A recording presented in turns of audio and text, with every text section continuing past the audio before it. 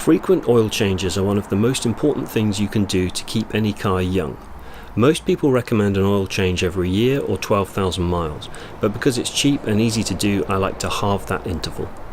The process will be very similar for most cars that have a metal oil filter like this. The main difference will be the numbers, the amount and type of oil, socket size and torque on the drain bolt.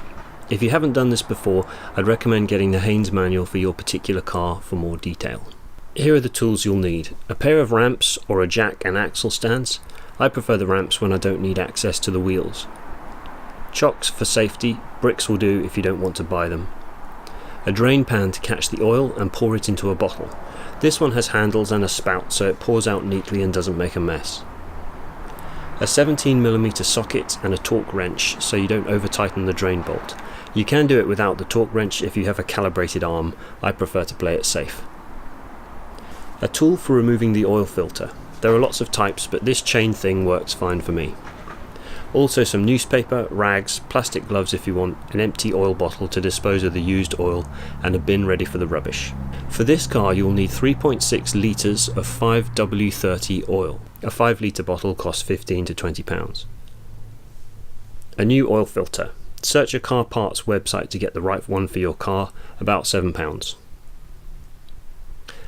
A new washer for the drain plug. I think these cost 25p and I happen to live near a Honda garage, so I picked up a few. First, the usual disclaimer: I don't officially suggest you follow these instructions. I am right, but I still don't take responsibility for anything you do. Why would I? Never put any part of yourself under a car that's not properly supported, or leave it unattended in case someone else does. Let's get started. The oil will run out better and carry more dirt with it if it's warm, so run the engine for a couple of minutes first. Position the ramps in front of the wheels and carefully drive the car up. Better to give a bit less power at first and roll back a couple of times rather than risk rolling off the end, which would damage your car. The main danger is of the car rolling forwards or backwards off the ramps, so put it in first gear or park, apply the handbrake and chock the rear wheels in front and behind. Make sure both wheels are sitting neatly on the flat top of the ramps, not too far forward or back.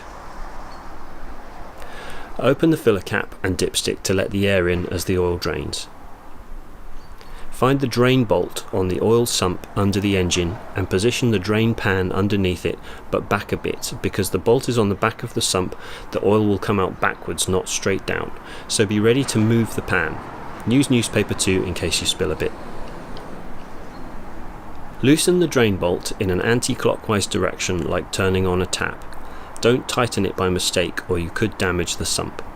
Once you've got it moving with the wrench, you can turn it by hand. When the bolt is about to come out, be ready to pull it out of the way and check the pan is catching the oil. Try not to drop the bolt in the pan. Wait for the oil to drain. You'll need to move the pan as the flow slows down. Set the torque wrench to 39 Newton meters. I should stress that's correct for my car. You must check if yours is different. Wipe the drain hole and plug with a rag.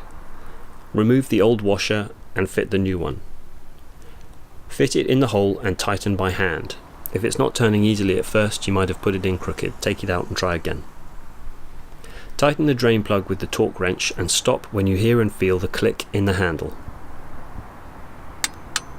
Don't tighten it a bit more just to be safe. This is the correct amount of tightness. Now move on to the oil filter. Move the drain pan right underneath it. Use the chain tool to loosen it a bit.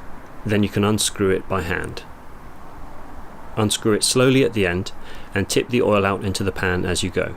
Don't drop it in the pan.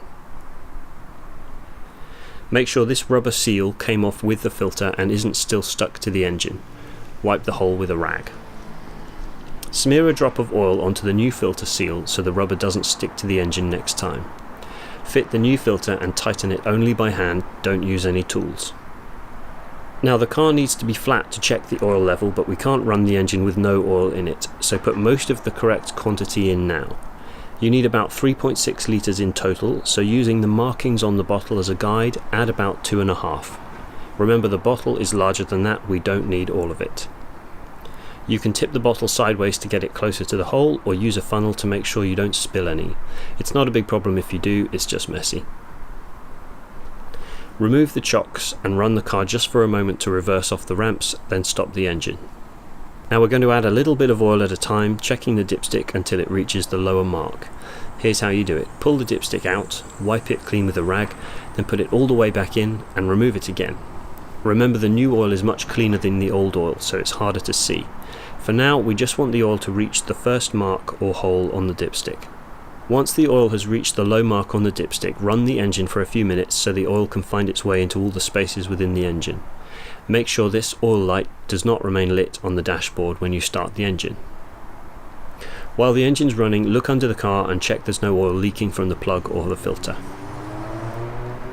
Stop the engine and wait for a few minutes for the oil to drain down into the sump. Check the dipstick again and top up gradually until the level reaches the middle or towards the upper mark. The best way to dispose of the old oil is to pour it into an old bottle and take it to the tip. I like to wipe out the pan a bit with newspaper after. It doesn't have to be clean, it just stops it getting sticky and smelling in the garage.